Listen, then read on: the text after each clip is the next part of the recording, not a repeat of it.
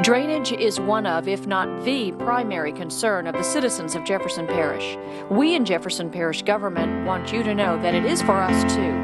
Like you, we are residents of the parish, and our families live, work, go to school, and enjoy the many activities and events available in Jefferson Parish.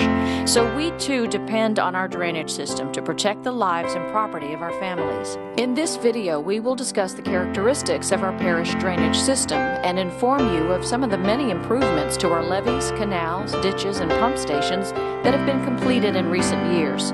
You'll also hear about ongoing drainage systems improvement and our plans for improvements into the future. The Jefferson Parish drainage system is a very unique and intricate system consisting of levees, piping, ditches, canals, and pump stations. The need for such an intricate system is a result of our unique topography. Much of our parish is below sea level. We are also practically surrounded by water: Lake Pontchartrain, the Mississippi River, the Gulf of Mexico, bayous, and estuaries. What we have had to do over the years to overcome, the ground elevation and being below sea level, to build a system of levees, flood walls, canals, and drainage pump station, which all together provide flood protection to citizens of Jefferson Parish. Very few communities worldwide have similar topography such as ours, where every drop of water that falls within our leveed areas has to be pumped out. Because we are surrounded by water, our levees are necessary to prevent constant flooding from high river elevations and from tidal surges from Lake Pontchartrain and the Gulf. Every drop of water that falls in Jefferson Parish eventually has to be pumped over the levees that surround us. So our pump stations are the heart of our drainage system. Once a rain event occurs, the water flows into canals. At predetermined levels, the operators at each of the stations starts pumps.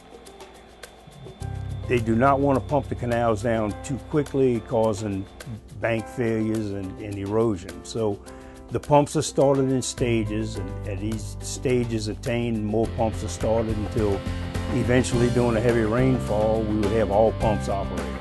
One thing we need to keep in mind, even with the pumps working at a full capacity, there is still potential for streets flooding because an intense rain event can overwhelm the system by exceeding the system's capacities. Until 1981, parish drainage components were designed for a 2-year storm, or a storm that has a 50% chance of occurring every year. This was equivalent to about 6 inches of rain in a 24-hour period. In 1981, when it was determined that storms exceeding this intensity were occurring more frequently, the design requirement was increased to a 10-year storm, or a storm that has a 10% probability of occurring in a given year. This is equivalent to about 9¼ inches of rain in a 24-hour period. Because much of the existing populated areas of the parish were developed prior to 1981, there is a corresponding amount of drain lines that are undersized by today's design standards.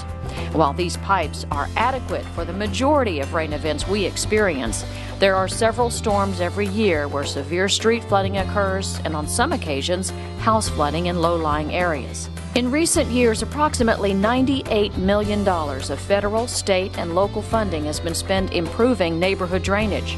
Currently, these improvements are focused on low-lying areas where repetitive house flooding and/or severe street flooding is prevalent.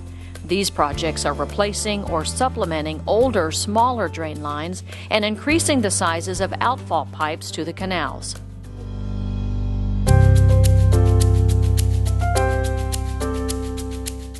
Canals and ditches convey water from interior drainage networks to the pump stations. In the past 15 years, approximately $578 million of federal, state, and local funds have been spent on canal and ditch improvement projects. Major canals on both the east and west banks of the parish have been and are still being widened and fortified under the Southeast Louisiana Urban Flood Control Program, or SELA. Our levee system incorporates earthen berms, concrete, and steel flood walls, and combinations of the two.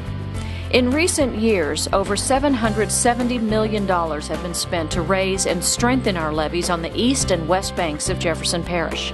As a result, the levee system now provides an unprecedented level of protection for our area.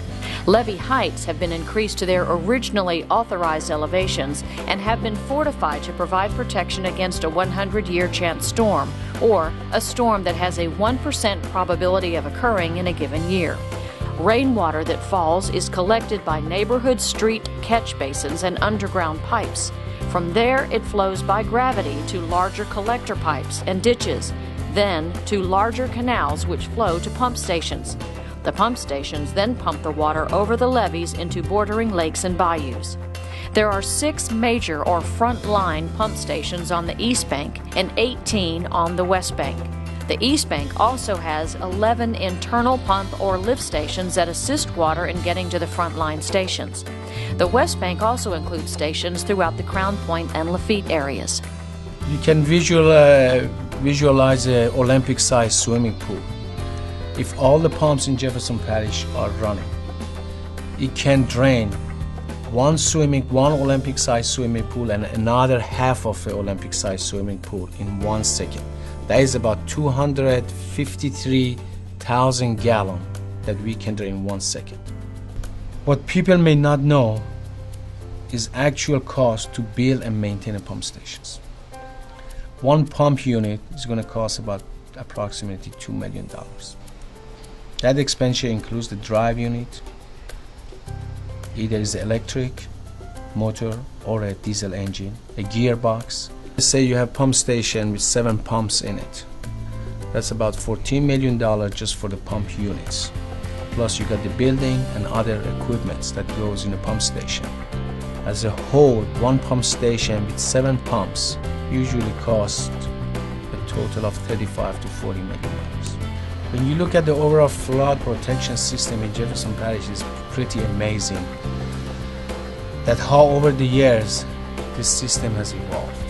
It started over 100 years ago with one station and one man's dream, and a century later it has evolved into a sophisticated pumping system.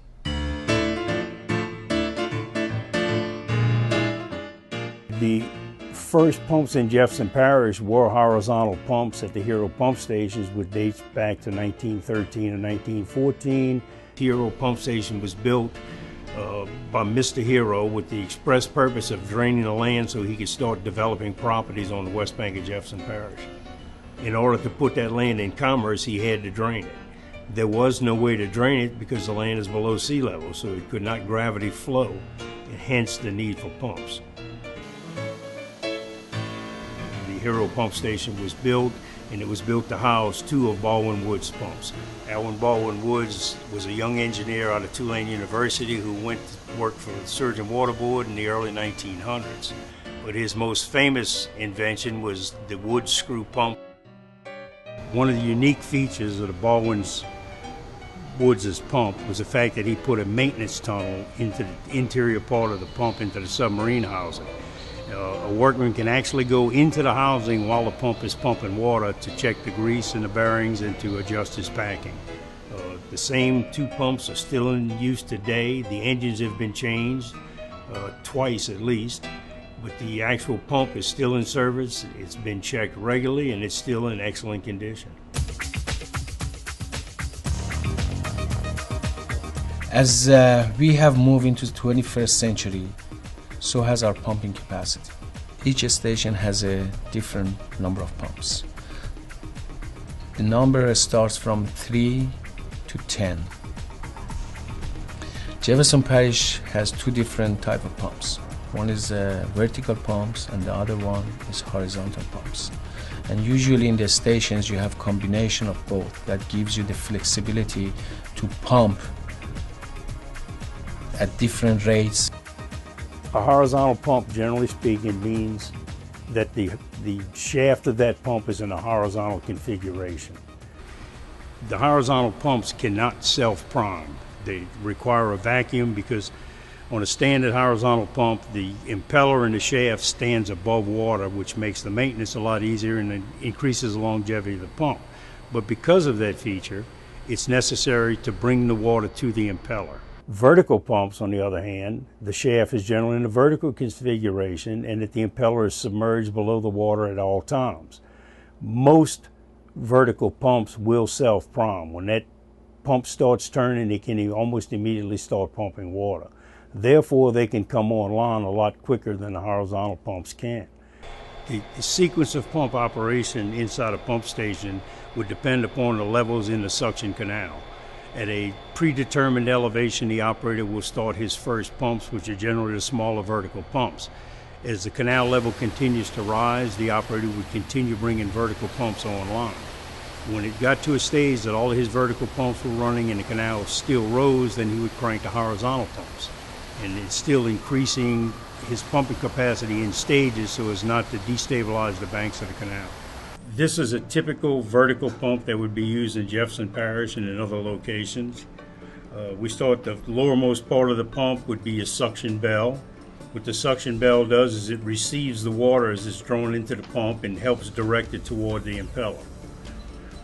The next section that you're looking at, the green section, would be the impeller. This rotates, forcing the water upward. Above it are some diffuser sections which straighten out the flow of the water to take the turbulence out of it and make it a uniform flow.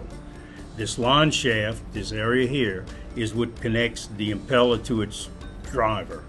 It has a series of bearings and packings, and it transmits the power to turn the impeller.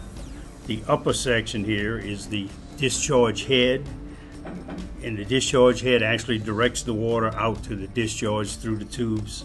This purplish area would be called the discharge head of the pump, and what it does is it changes the direction of the water from the vertical to the horizontal, which then goes out to this brown area, which is the transition piece to go to the discharge tubes. This is a horizontal pump. The brown section, which is on the suction side, which would draw its water from the canal. This piece is a transition that goes from the concrete suction tube to attach it to the pump. The gray area is just the pump body. The purplish blue area would be the drive shaft for the impeller.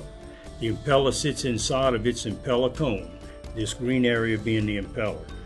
The impeller, once the pump is primed, would then create the force which drives the water out through the rest of the pump housing and into the concrete discharge tube.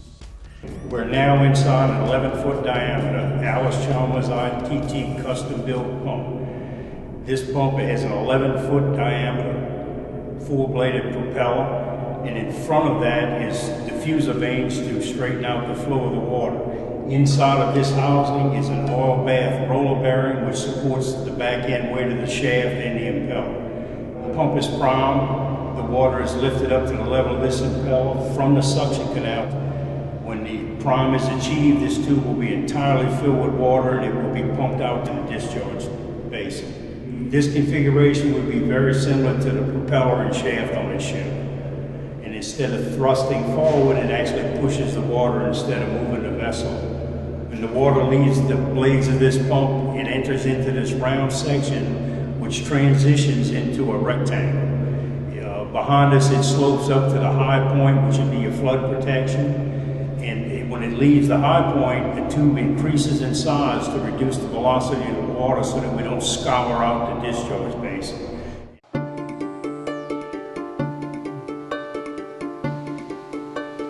The drive or the power source of the pumps are either electric motor or the diesel engines. The electric motor is used mainly for the vertical pumps, and the diesel engines are used mainly for the horizontal pumps. The diesel engines are like locomotives engines. These train engines are reliable and can handle stress that is put on them at all times. Diesel engines are used mainly on the horizontal pumps. It was chosen basically because it is a standard off-the-shelf model, requires no special parts. Plenty of people around that can service these engines. They're very popular in push boats on the Mississippi River. It's basically a two-stroke cycle engine, approximately 3,400 horsepower at 900 RPMs. Diesel fueled, air started so that we don't have to worry about batteries. We have a pre-lube pump and an oil circulating pump that can keep this engine at about 120 degrees so that when it's started in an emergency, it can go to full power with no damage to the engine. This engine has a control panel. When the engine is started, automatically a series of events takes place, which prelubes the pump, does a little diagnostic work, and takes approximately 3 minutes before the engine would actually be started. It opens up some various solenoid valves that brings cooling water and lubricating water to the pumps. The engine would then start and come up to an idle.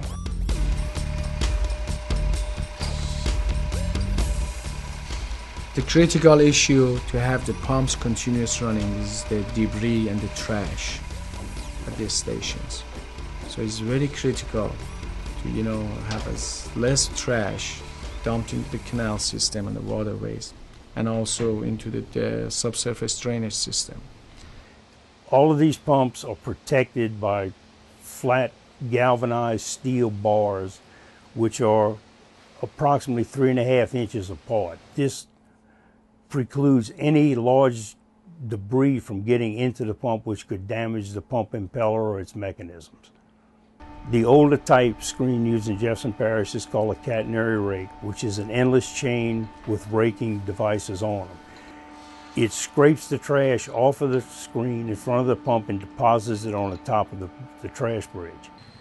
The new style climber screens are a device that actually travels up and down the screen, deposits the trash on the bridge itself. During a hurricane season, because you can have high winds, any manner of debris, lumber, hot water heaters, automobile tires still mounted on the rim, any type of debris can come down these canals and have to be removed so that the screens can be kept open. Generally, the trash that's recovered at these stations and removed will be grass, different types of vegetation, a lot of trash which has floated into the canals either through high water or from people dumping debris into the canals or on canal banks. A lot of people take the grass from their lawns and dump them into the drainage system or blow them out onto the streets, which winds up into the drainage systems. All of these different types of debris tend to clog the screens and cause problems. I cannot emphasize enough that the canal system in Jefferson Parish got to be free of debris, especially the large debris. Once the pumps are on and the suction, it creates a suction that everything moves to the pump stations. And there is a potential once you get the big object like a tire or that can get into the suction of the pump, and it stops that pump from operating. Jefferson Parish has made many improvements to our drainage system, levees, canals, and pump stations, and will continue to work hard toward better ways of protecting lives and property and providing an even better quality of life for all our citizens in Jefferson Parish.